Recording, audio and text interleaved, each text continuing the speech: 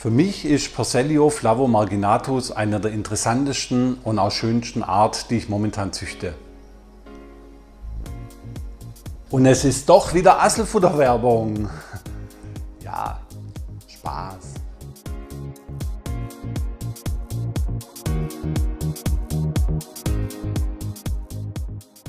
Hallo Insektenfreunde! Ja, heute geht es im Haltungsbericht um die Armadillidium specalbinos und ja, vorab ein paar allgemeine Informationen. Das ist eine Zuchtform, die nicht in der Natur vorkommt und der Ursprung dieser Zuchtform liegt in Japan. Man weiß nicht, um welche Art es sich genau handelt, ja, also die Art ist nicht bestimmt. Viele vermuten, es ist eine Armadillidium vulgare, aber wie gesagt, bestätigt ist das noch nicht. Ich halte meine Zuchtgruppen bei einer Temperatur von 22 bis 27 Grad und die adulten Tiere erreichen eine Größe bis zu 1,7 cm. Und wenn wir so ein bisschen in den Zuchtbehälter reinschauen, fällt dem einen oder anderen sicherlich auf, dass die doch ein bisschen unterschiedlich gefärbt sind. Und ja, da möchte ich im Vorfeld einfach mal drauf eingehen, was sind eigentlich Albinos? Also Albino ist lateinisch und bedeutet nichts anderes wie die Farbe Weiß. Und das kommt daher, weil Albinos kein oder kaum Melanin herstellen können. Melanin ist vom Organismus gebildetes gelblicher, brauner oder schwarzer Farbstoff. Alle, die meinen Über mich-Artikel schon auf meinem Blog gelesen haben, wissen vielleicht, dass ich vor ca. 13 Jahren einen Terraristikladen hatte. Und da habe ich mich auch mit dem Thema Python regius morphs befasst und habe die auch gezüchtet. Damals musste man die noch aus Amerika importieren.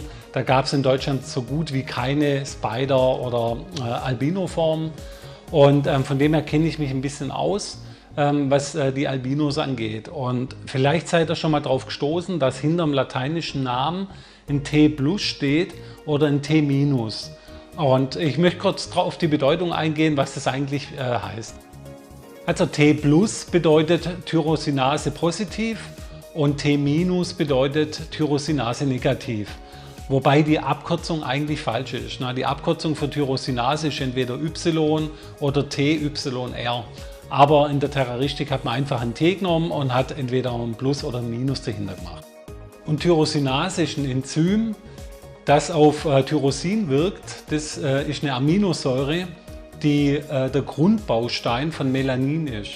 Und eine Reihe anderer dunkler Pigmente, die als melaninverwandte Pigmente bezeichnet werden. Das heißt also, ein Tyrosinase-Negativ-Albino ist ein Tier, das keine funktionierende oder aber auch eine defekte Tyrosinase hat, sodass überhaupt kein schwarzes Melanin produziert werden kann. Es entsteht übrigens auch kein melaninverwandtes Pigment. So, und dann haben wir ja noch den Tyrosinase-Positiv-Albino. Der hat im Gegensatz zum anderen Tier eine funktionelle Tyrosinase und ist in der Lage, den ersten und auch den zweiten Schritt des mehrstufigen Prozesses der schwarzen Melaninsynthese zu vollenden. Allerdings fehlt ihm ein weiteres Enzym entlang der Synthese. Daher produzieren sie auch kein schwarzes Melanin, aber sie stellen andere melaninbezogene Pigmente her. Die melaninähnliche Pigmente sind meist dunkle Farben und beinhalten zum Beispiel ein dunkel gelbliches Braun. Und genau das sehen wir hier an dem Zuchtansatz. Wir sehen quasi Tiere, die weiß-gelb sind, und wir sehen Tiere, die eher so cremefarben oder schokofarben weiß sind. Und da könnt ihr quasi dann differenzieren und ihr wisst jetzt, das eine ist ein T-Albino, das andere ist ein T-Albino und so könnt ihr die quasi sortieren und weiter züchten. Und ich sehe ab und zu in Foren, wo darüber diskutiert wird, wenn einer ein Bild von seinen Armadillidium specalbinos postet, wie drunter Kommentare entstehen, wie von wegen, das sind doch keine Albinos, da hat sich irgendwas anderes eingemischt oder es ist keine reine Zuchtform mehr. Also meine These ist, dass es so ist wie bei den Schlangen, dass man differenzieren muss zwischen T- und T+. Ja, und jetzt gehen wir mal wieder ein bisschen weg von der Genetik und gucken uns die Tierchen an. Und ja, ich muss sagen, wenn ich einen Zuchtbehälter rausnehmen möchte, wo was los ist, dann greife ich in der Regel genau zu dieser Box. Dadurch, dass sie so verfressen sind, ja, ist da immer was los an der Oberfläche. Sie suchen ständig irgendwelche Nahrung. Es ist ein absolutes Gruppentier, wo wirklich zahlreich auftritt.